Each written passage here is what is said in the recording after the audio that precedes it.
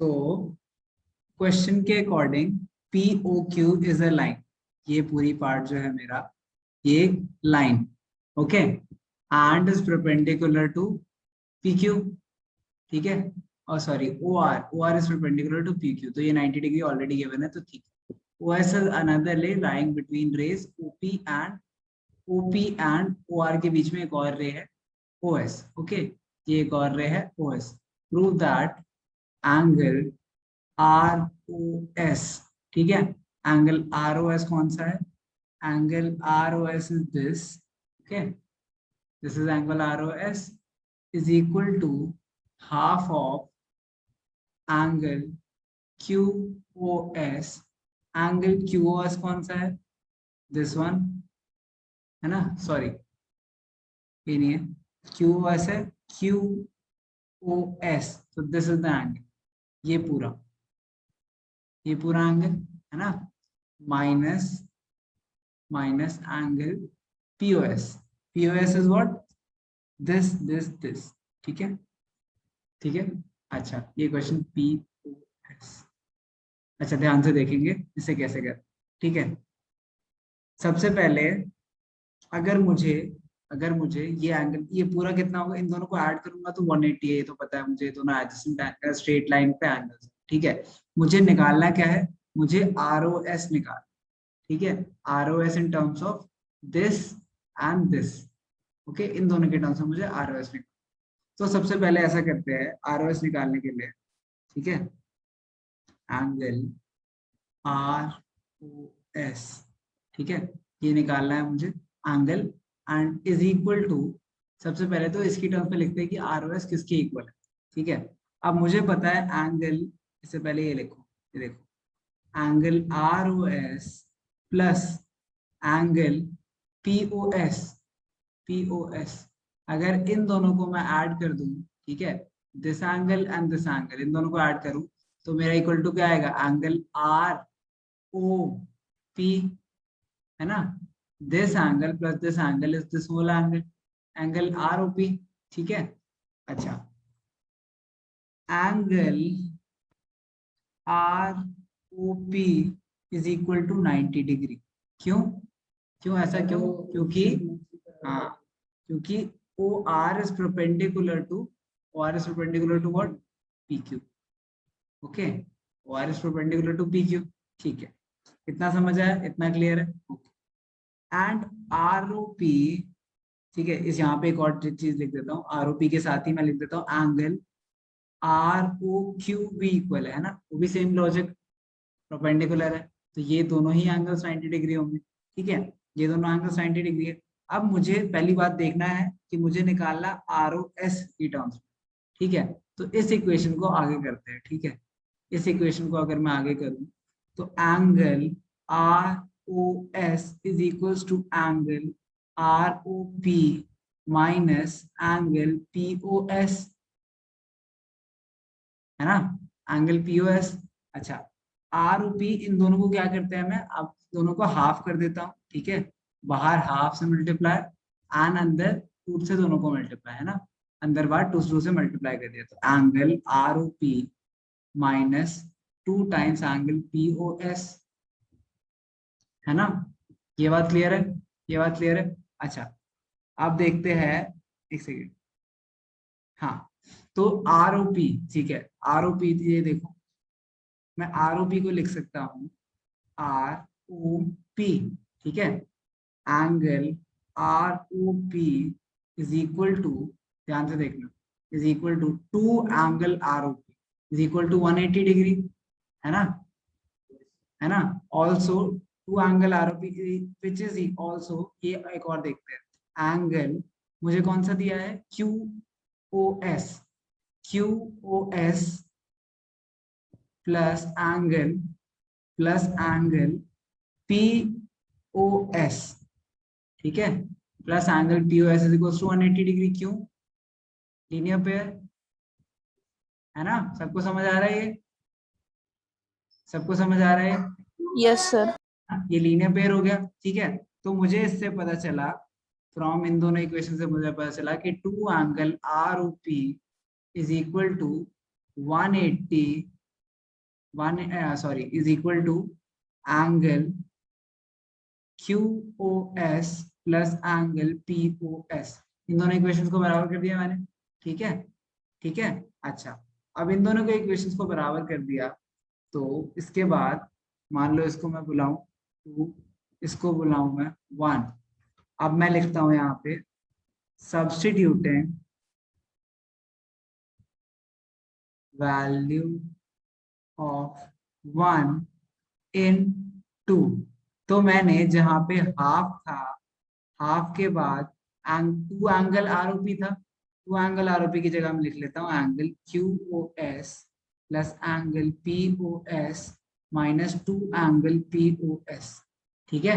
तो ये आ गया मेरा half angle QOS 2 POS plus 1, ठीक है, माइनस 2 प्लस 1। आरओपी क्यों मिला, मतलब आरओपी भी था लेकिन हमने इसलिए नहीं लिया, ये यहाँ देखो मुझे यहाँ पीओएस आ रहा था, ठीक है। अब 2 पीओएस है, मुझे यहाँ पे आंसर में सिर्फ एक पीओएस दिख रहा है, तो मैंने उसके साथ क्या करा, इसमें पीओएस ऐड करा, तो ये माइनस एंगल पीओएस बचा ना बस, है ना। एंड 2 QOS, ठीक है, QOS, ठीक है, ये QOS आ गया यहाँ पे, ठीक है, एंगल QOS आ गया, यहाँ पे POS आ गया, जो हमें चाहिए था वही आ गया मेरे पे आंसर, है ना। तो इसीलिए करा मैंने, ठीक है।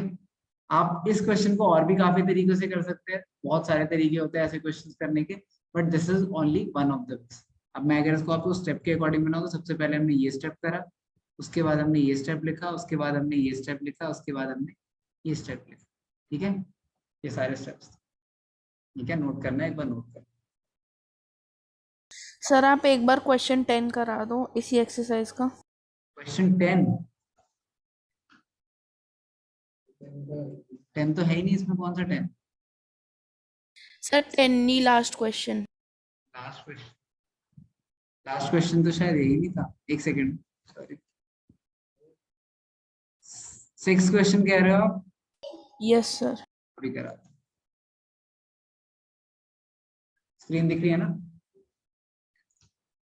Yes sir.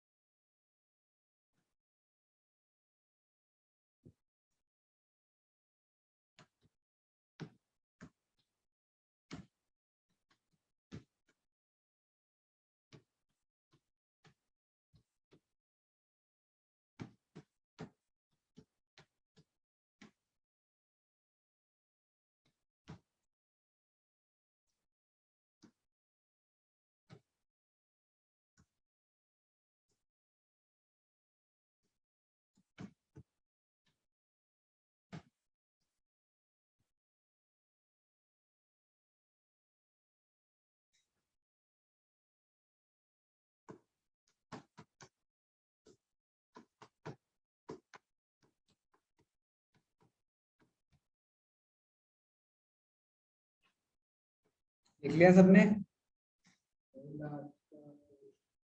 अच्छा लिखो। आर्यन घर पे तो आपने लिख लिया? Yes sir. Yes sir. Okay,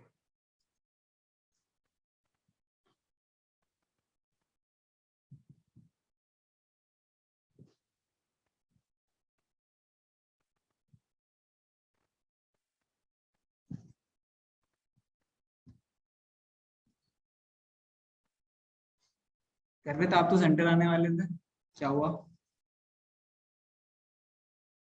sir वो मैं टेस्ट के बाद, फिर टेस्ट के बाद मैं सर रेगुलरली आया करूँगा। अच्छा, टेस्ट के बाद आओगे, ओके, नो प्रॉब्लम। क्या आप दोनों ने भी लिख लिया? सर टेस्ट की क्या टाइमिंग्स वगैरह हैं? टेस्ट की टाइमिंग बता दूंगा, टेंशन मत लो। सुबह की होगी 10 होगी। एक सेकंड मैं अभी कंफर्म कर देता हूँ। और योर टेस्ट इज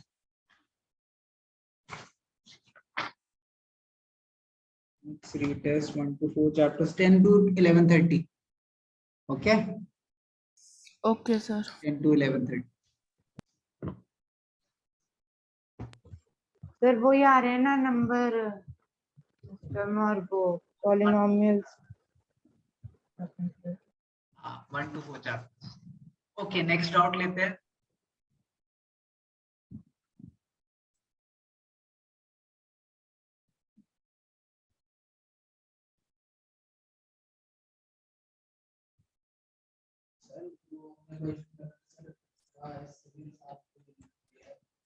इससे आसान अभी जो करा, हाँ उससे आसान भी एक सिंपल दिखाता हूँ, जैसे समझोगे। हम जब ज्यादा कहानी लिखते हैं ना तो लगता है कि वो डिफरेंट है, ये भी आसान था। लेकिन फॉर एग्जांपल जैसे मुझे प्रूव करना है half of angle QoS minus POS। QoS क्या है? QoS देखते हैं पहले एक बार। मान लो QoS this is the angle, ठीक है, and POS this is the angle, ठीक है। QoS में से अगर मैं POS माइनस कर QoS प्लस, देखो प्लस तो पूरा 180 है, ठीक है। अगर मैं POS माइनस कर, ठीक है, POS माइनस कर दूं, मान लो सेम ऐसा सा होता है, मैं POS माइनस कर दूं, ठीक है, उसका हाफ करूं तो डायरेक्टली आ जाएगा, है ना।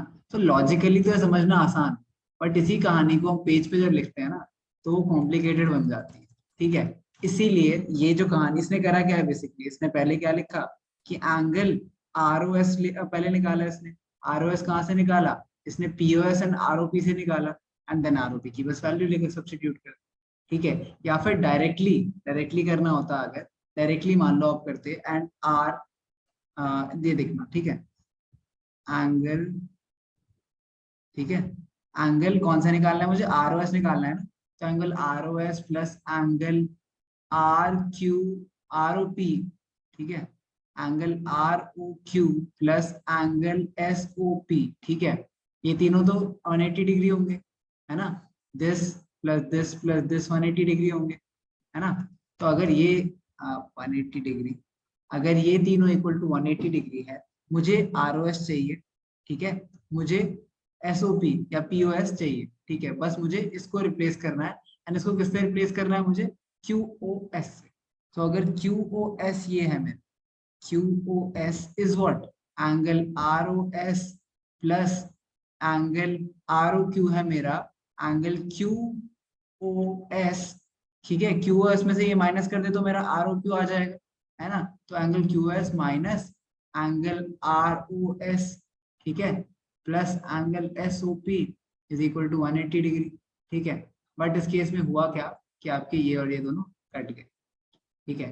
तो इसीलिए आपको ध्यान क्या रखना है ऐसे क्वेश्चंस में कि मैं सबसे पहले उसकी वैल्यू निकालूं जो रेलेवेंट, अब जो मुझे इस साइड चाहिए, ठीक है, उसकी वैल्यू निकालूं। मैंने इसके पहले सबसे पहले ROS की वैल्यू निकाली, ROS की वैल्यू जो आई मेरी, ठीक है, ROS की वैल्यू मैंने यहाँ से ये निकाल ली, ठीक है। अब इसमें मुझे पता था मुझे POS तो चाहिए, मुझे बस ROP रिप्लेस करना है। तो ROP को मैं ऐसे रिप्लेस करूंगा कि मेरे पास जो फाइनल टर्म्स है उसी में है, तो वो फाइनल टर्म्स इसी में है। तो इस लॉजिक के बिहाइंड करते करते हम इस चीज पे, बेसिकली ये 3 स्टेप का आंसर है, बट ये कहानी इक्वेशन 2 1 इक्वेट करा इसलिए लंबा लग रहा है, लंबा है, ठीक है। चलो नेक्स्ट क्वेश्चन देखते हैं। It is given that angle XYZ is 64 degree, ठीक है। तो अगर मैं फिगर बनाऊं इसकी, तो X Y Z एंड ये दिया है मुझे 64 degree. XY is produced to point P, ठीक है, इसको हम प्रोड्यूस कर रहे हैं till point P, okay. Draw the figure from the given information if a ray YQ bisects ZYP, ZYP को एक रे YQ बाइसेक्ट करती है, बेसिकली इस एंगल को वो बीच से बाइसेक्ट करती है YQ, ठीक है, YQ बीच से बाइसेक्ट करती है ऐसे, सच दैट ये दोनों एंगल्स ऑब्वियसली बाइसेक्ट कर रही हैं, तो ये दोनों एंगल इक्वल है। बाइसेक्ट का मतलब दो इक्वल एंगल्स में डिवाइड करती है ना। तो दो इक्वल एंगल्स में डिवाइड कर रही है। Find XYQ okay, and reflex of Q Y P. Q Y P, एक सेकेंड, क्यू वाई पी क्या है मेरा, क्यू वाई पी का रिफ्लेक्स, ठीक है, क्यू वाई पी का reflex which is this angle, and दूसरा एंगल कौन सा फाइंड करने का है, Z Y P, Z Y P, okay, Z Y P पूछा है, जेड वाई पी, तो this whole angle is Z Y P, okay, this whole angle is Z Y P, okay, so if, is it correct, 64, sorry, it's 64, figure एक ही तरीके से बनेगी figure हमेशा, ठीक है, एक और बार बना देता हूँ आप लोग के लिए, फिगर दोबारा समझते हैं, एक्स वाई जेड, ठीक है, उसने बोला X Y Z, okay, X Y Z is what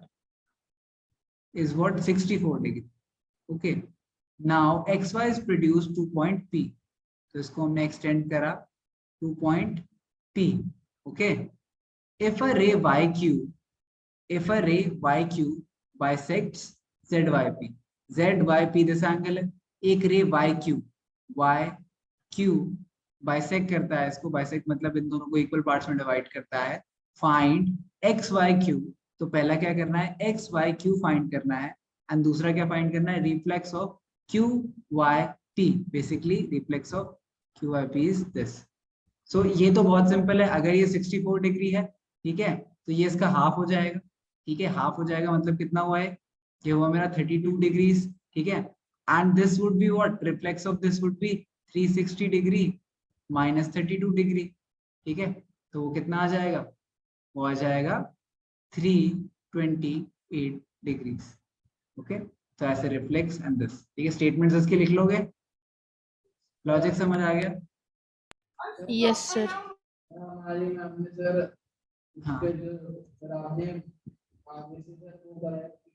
हाँ हाँ, नहीं आप में फिर उन्होंने ऐसे डायग्राम बनाया होगा ना, उन्होंने बनाया होगा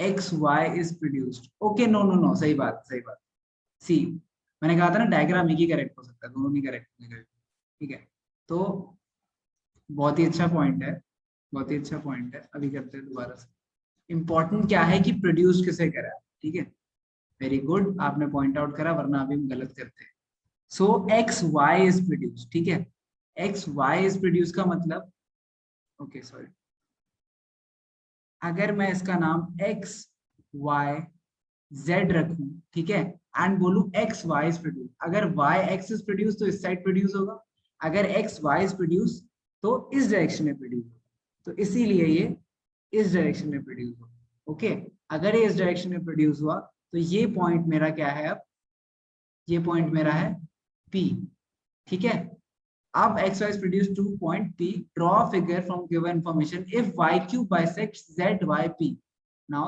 zyp, अब बाइसेक्ट किसे कर रहा है, इसे कर रहा है, ठीक है, इस एंगल को बाइसेक्ट कर रहा है, तो ये मेरा क्या है, yq, ओके, ये सच दैट ये दोनों एंगल्स इक्वल है, ठीक है, if bisects this find xyq, सबसे पहले xyq फाइंड करना है, this is basically nothing but this angle and reflex of QYP. QYP का reflex which is this whole angle, okay, which is basically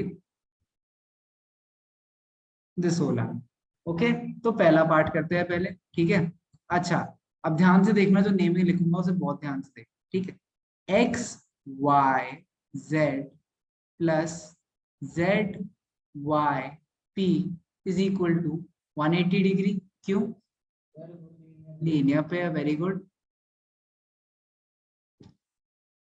okay, now angle, angle लिखना मत भूलना, ठीक है, अच्छा, अब angle, angle Q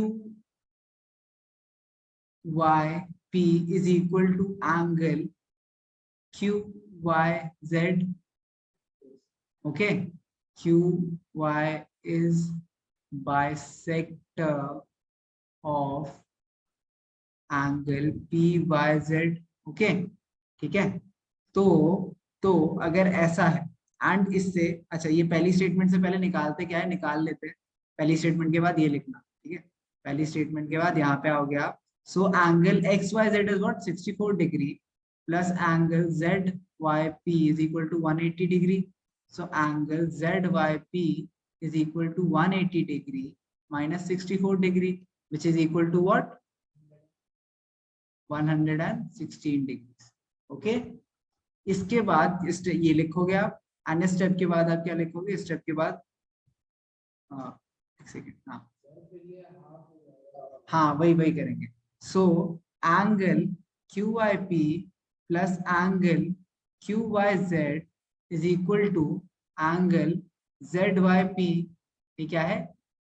adjacent angles. ठीक है. इसके बाद क्योंकि ये QIP है एंड ये भी दोनों आपस में इक्वल है, तो angle QIP two angle QIP is equal to angle ZYP, है ना. तो two angle QYP is equal to 116 degree. So angle QYP is what? बोलो. क्या 58 degrees. Very good. So 58 degrees. ठीक है. QIP 58 degrees आ गया, है ना. QIP हमें निकालना क्या था? एक तो हमें निकालना था XYQ एंड दूसरा निकालना था QIP. QIP का रिफ्लेक्स निकालना है. ठीक है. So reflex of angle QYP is equals to 360 degree minus 58 degree. So which is equal to what? 302 degrees. Okay. अब सेकंड पार्ट क्या निकालना था हमें? Angle XYQ. मुझे निकालना क्या है? XYQ. Now angle XYQ is equal to angle XYZ plus angle ZYQ. Okay, so XYZ is 64 degree and ZYQ is 32 degree. 32 था नहीं, sorry.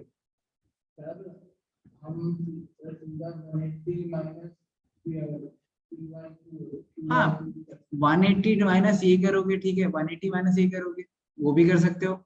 180 डिग्री माइनस 58 डिग्रीज कर सकते हो, या फिर इन दोनों को ऐड करो. कितना है ये? जल्दी. 122. ओके. इसे माइनस करो, कितना है? 122. तो दोनों सेम ही बात. ठीक है. क्लियर है? करवित clear? Yes sir. Okay. Note कर लो जल्दी से. हाँ फिगर बनानी, क्योंकि इसमें फिगर दे नहीं रखी तो बनानी है. इन यानी कि सारे क्वेश्चन पे फिगर बनाया करो, क्योंकि आप अपनी लेबलिंग यूज कर सकते हो. जैसे अभी ना मुझे इस चीज में बहुत प्रॉब्लम होती है कि एंगल QYP XYZ, तो मान लो मैं इसको नाम एंगल A दे देता, इसको B बोल देता. ठीक है. तो मेरे लिए सिंपल हो जाता है, A भी लिखना पड़ता मुझे बस. तो इसलिए फिगर खुद के बनाना बहुत बेनिफिट देता है.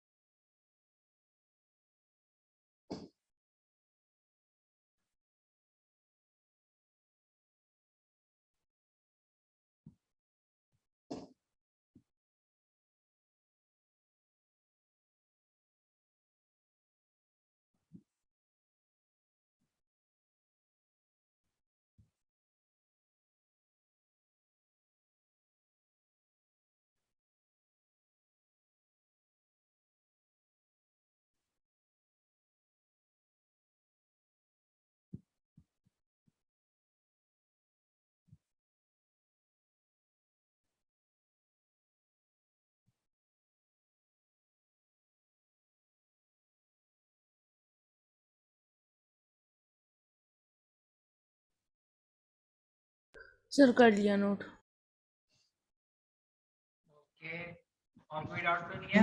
अच्छा नेक्स्ट एक्सरसाइज में भी है ना, नेक्स्ट एक्सरसाइज के भी लेंगे.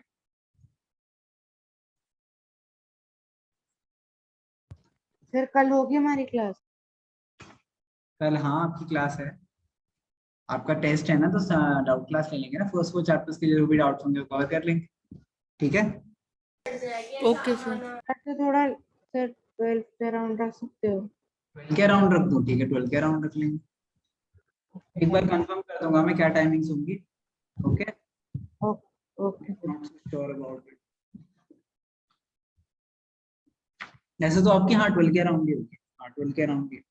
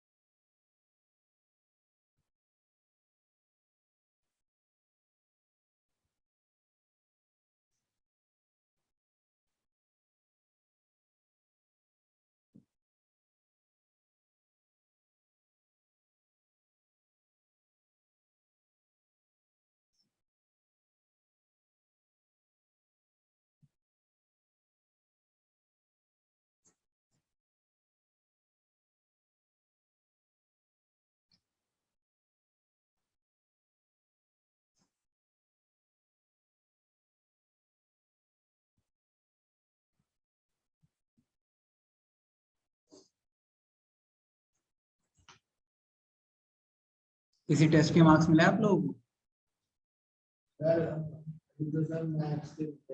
कितने? अच्छा ओके, एक रह गया। कोई नहीं, अगली बार से नहीं होगा ऐसा। ग्रुप पे डाउट भेज दिया करो, ठीक है? सर हाँ बोलो। मेरा तो साइंस का जो टेस्ट होता था उसमें तो पता नहीं मेरा सब्जेक्ट भी नहीं जा रहा था सब्जेक्टिव ही नहीं? सर, जा ही नहीं रहा था। पता नहीं सर, मैंने लिखा तो था स्कूल के उधर। अच्छा नहीं नहीं, मैं स्कूल के टेस्ट की बात। हाँ सर, उसी की आप टेस्ट की बात कर रहे हो ना, यूपी। स्कूल्स के, हाँ हाँ, क्या हो गया ये जाके नहीं रहा? सर साइंस का सब्जेक्टिव पार्ट मेरा अगले दिन गया है सर, पता नहीं क्या हो रहा था। Okay that's yes. फिर स्कूल में बात करिए आपने कि प्रॉब्लम थी तो फिर मार्क्स देंगे। सर हाँ सर, किया तो था, उन्होंने देखा है कि नहीं सर, अच्छा देखना चलो, पड़ेगा। कोई नहीं, देखते हैं फिर क्या होता है। अच्छा ये नोट कर लिया सबने? आयरन नोट हो गया? Yes sir, okay. ओके चलो नेक्स्ट क्वेश्चन कर।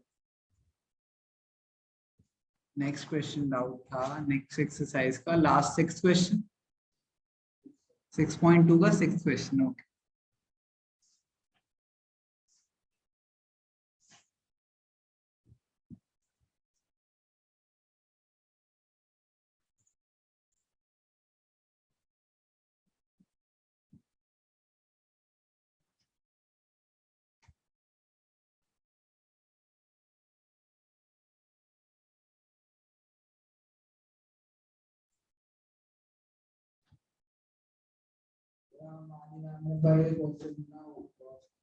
क्या करा?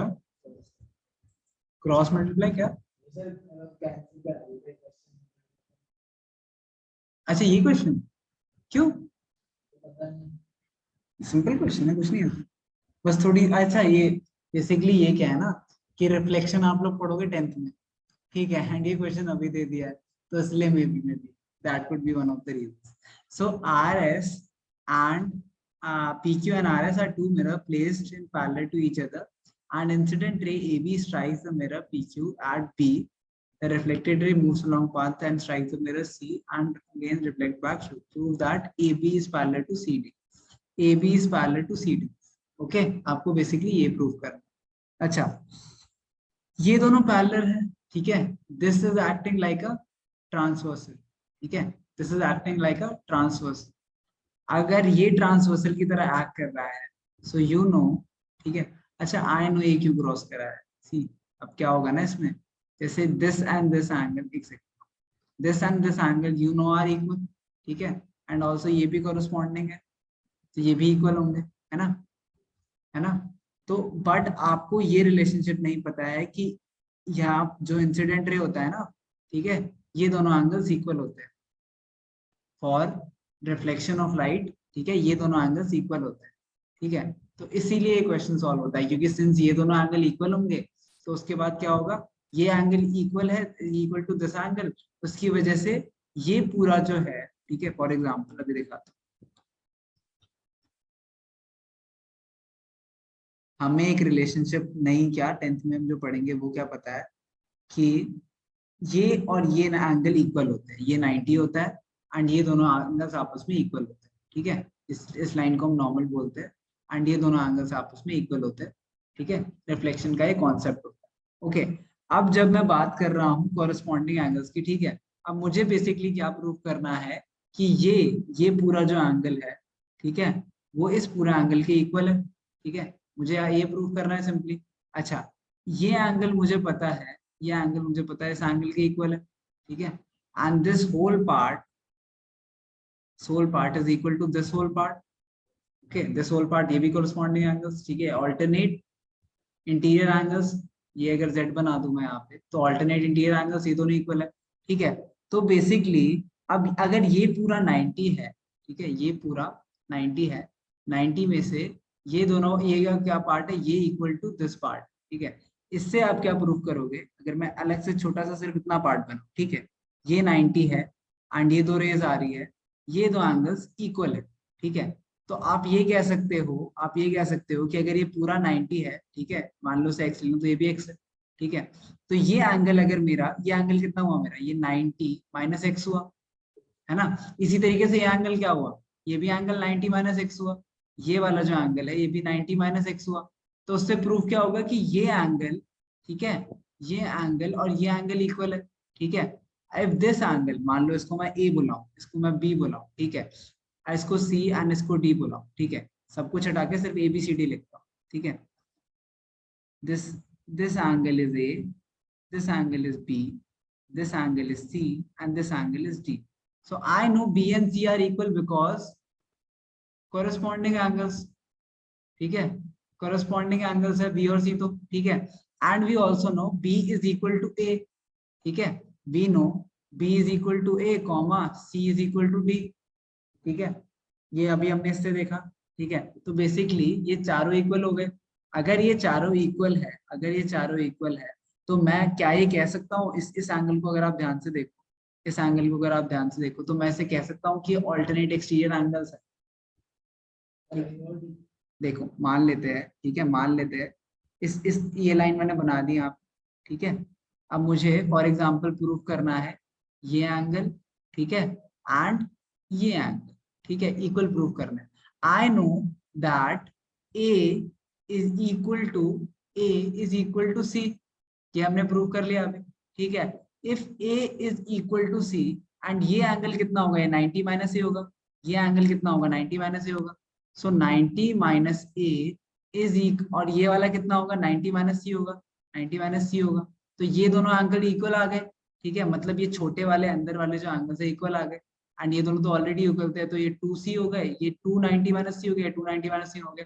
लेकिन बेसिकली हुआ क्या कि ये बड़ा वाला पूरा एंगल और ये बड़ा वाला पूरा एंगल इक्वल हो, जिससे हमने प्रूव कर दिया कि ऑल्टरनेटिव इंटीरियर एंगल अगर इक्वल है तो ये दोनों लाइंस पैरेलल है। बट बेसिकली इसके लिए मेन पॉइंट क्या है, और सब कुछ तो इजी है इसमें जैसे नॉर्मली आप करोगे, बट मेन पॉइंट है आपको पता होना चाहिए कि जो रिफ्लेक्टेड रे होती है, ये क्या है मेरा इंसिडेंट रे है, ये रिफ्लेक्टेड रे है, इन दोनों के बीच में जो एंगल बनता है वो इक्वल होता है। ये प्रॉपर्टी आप पढ़ते हैं 10th में, इसलिए क्वेश्चन हटाओ, ठीक है। बट समझ आ गया ना क्यों हटवा, अगर हटवा भी दिया कोई क्वेश्चन तो भी हम लोग समझ लेंगे कि मे भी समझ आ जाए, किसी को तो नुकसान तो है, समझ आ गया ना, जैसे तो मुश्किल तो था नहीं, ठीक है।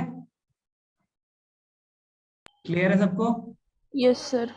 ज्यादा कहानी हो गई आई नो थोड़ा, लेकिन बेसिकली इसमें मेन पॉइंट क्या है कि आपको पता होना चाहिए angle I equal to angle R, जो कि आप 10th में पढ़ते हो, 10th साइंस में, ओके ओके। चलो चलो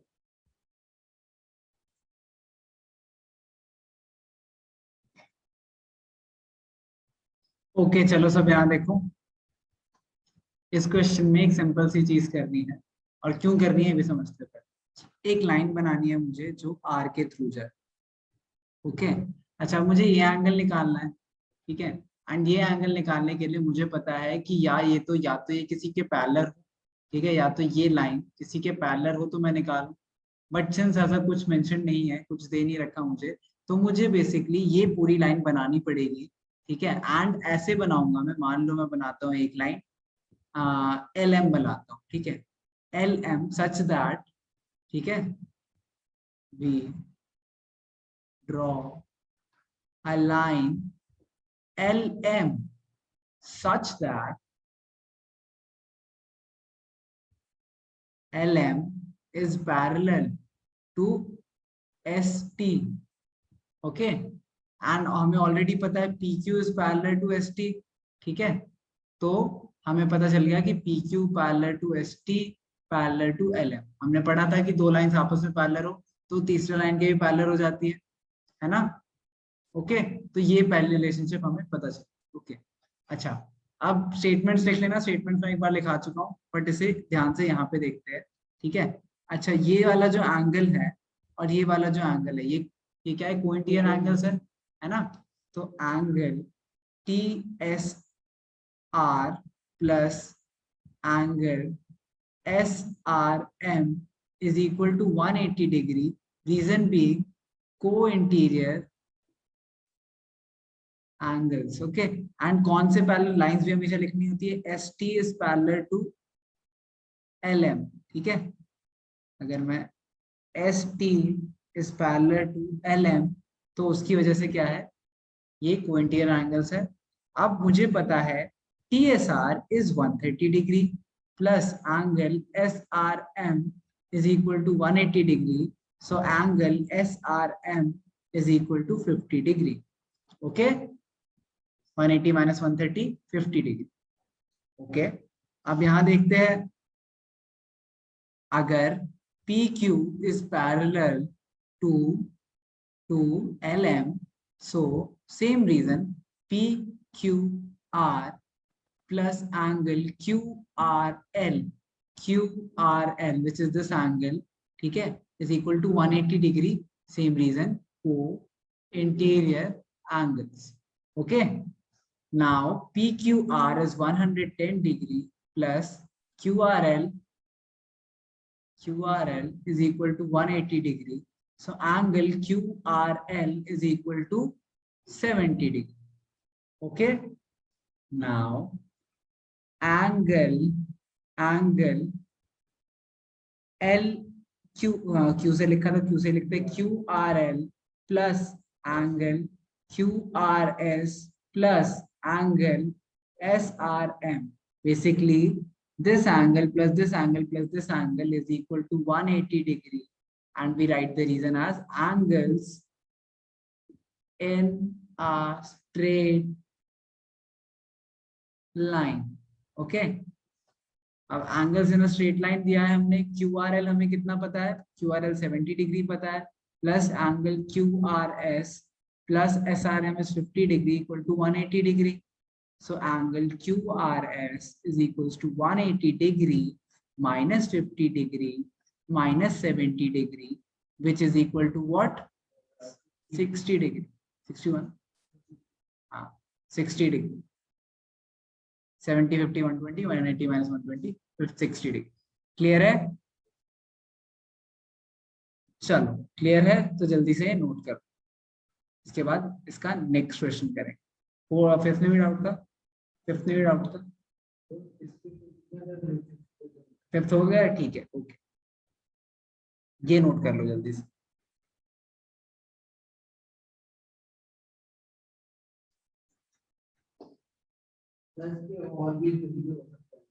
इसके और तरीके रुको सोचते हैं,